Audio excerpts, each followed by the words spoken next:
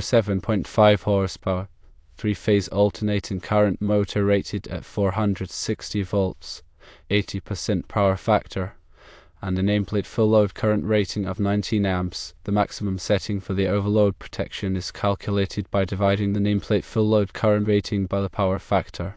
In this case, 19 amps divided by 0.80 equals 23.75 amps. This calculation determines the appropriate overload protection setting to safeguard the motor from excessive current draw. Now let us explain the second question. Regarding the protection of 4/0 American wire gauge 75°C aluminum transformer secondary conductors, the National Electrical Code, or NEC, specifies that these conductors should be protected at not more than the calculated load connected to the transformer. This means that the overcurrent protection device, such as a circuit breaker or fuse, must be sized to protect the conductors from overloads and short circuits, but it should not exceed the ampacity of the conductors or the calculated load. The NEC provides tables and guidelines for determining the ampacity of conductors based on their size, material, insulation type, and installation conditions. The calculated load refers to the total amount of current that the transformer is expected to supply to the connected equipment and devices. This load is determined by adding up the individual current requirements of all the loads connected to the transformer, taking into account any applicable demand factors or diversity factors. The purpose of this requirement is to ensure that the transformer secondary conductors are adequately protected from overcurrent conditions which can cause overheating, damage, and even fire. By limiting the overcurrent protection to the calculated load, the NEC helps to prevent the conductors from being subjected to excessive current, which could compromise their insulation and lead to failure. It is important to note that the NEC is a comprehensive set of electrical safety standards, and it is essential for qualified electricians and electrical engineers to consult the latest edition of the code for specific requirements and guidelines related to transformer secondary conductor protection. The NEC also provides guidance on the selection and installation of overcurrent protection devices, as well as other aspects of electrical system design and safety. Now we will elaborate more on motor overload protection. Motor overload protection is a crucial aspect of electrical safety and equipment protection in industrial, commercial, and residential settings. It is designed to prevent damage to electric motors caused by excessive current draw, which can result from various factors such as mechanical overload, voltage fluctuations, or insulation breakdown. The primary function of motor overload protection is to disconnect the motor from the power supply when it experiences an overload condition, thereby preventing overheating, insulation damage, and potential motor failure. There are several types of overload protection devices commonly used in motor circuits, each with its own characteristics and applications. One of the most common types is the thermal overload relay, which uses a bimetallic strip or melting alloy to sense the motor current and trip the circuit breaker or contactor when the current exceeds a predetermined threshold for a specific period of time. Thermal overload relays are relatively simple and inexpensive, but they may not provide precise or fast-acting protection in all situations. Another type of overload protection device is the electronic overload relay, which uses solid-state circuitry to monitor the motor current and provide more accurate and adjustable overload protection. Electronic overload relays can offer features such as adjustable trip settings, thermal memory, and communication capabilities, allowing for remote monitoring and control. In addition to overload relays, fuses and circuit breakers can also provide overload protection for motors, but they are typically used for short circuit protection as well. Fuses are single-use devices that melt and interrupt the circuit when the current exceeds their rating, while circuit breakers are reusable devices that trip and open the circuit when an overcurrent condition is detected. When selecting overload protection for a motor, it is important to consider several factors, including the motor's full load current, service factor, ambient temperature, and the type of load it is driving. The overload protection device should be sized to match the motor's characteristics and the application requirements, ensuring that it provides adequate protection without causing nuisance tripping. The National Electrical Code, or NEC, provides detailed guidelines for motor overload protection, including requirements for the selection, installation, and setting of overload protection devices. The NEC specifies that the overload protection device should be sized no greater than a certain percentage of the motor's full load current, depending on the type of motor and the application. In addition to overload protection, motors also require short-circuit protection to protect against high fault currents that can occur during short circuits or ground faults. Short-circuit protection devices, such as fuses and circuit breakers, are designed to quickly interrupt the circuit and limit the amount of energy that flows into the motor during a fault condition. The NEC also provides guidelines for short-circuit protection, specifying the maximum allowable size of fuses and circuit breakers based on the motor's horsepower and voltage rating.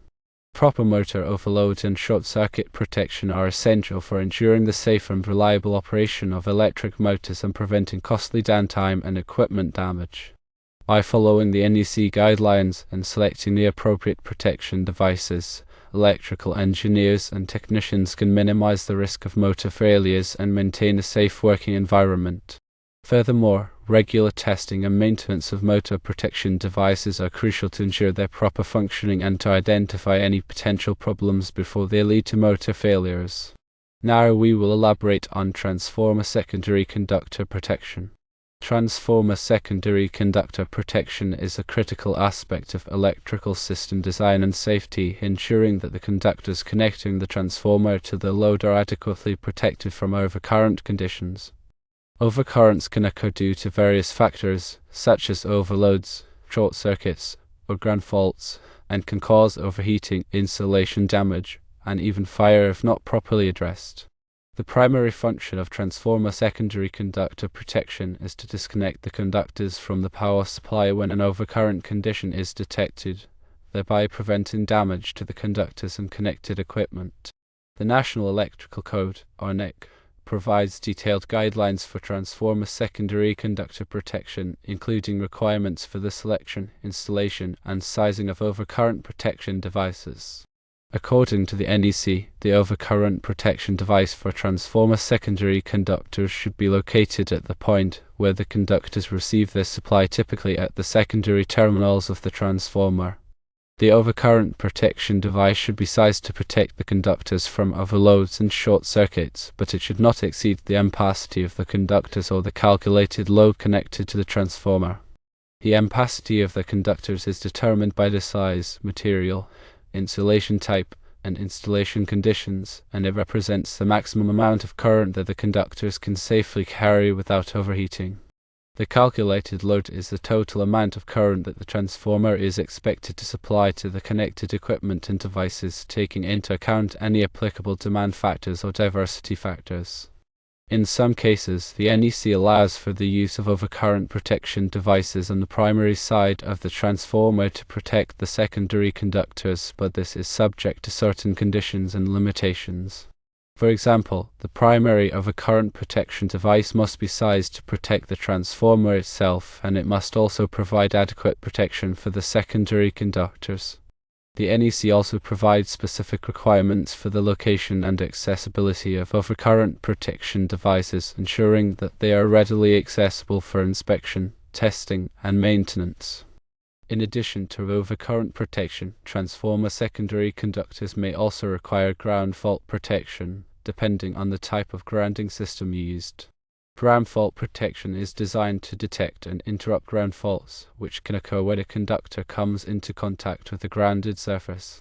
Ground fault protection devices, such as ground fault circuit interrupters, or GFCIs, are commonly used in residential and commercial applications to protect against electric shock hazards. Proper transformer secondary conductor protection is essential for ensuring the safe and reliable operation of electrical systems and preventing costly downtime and equipment damage.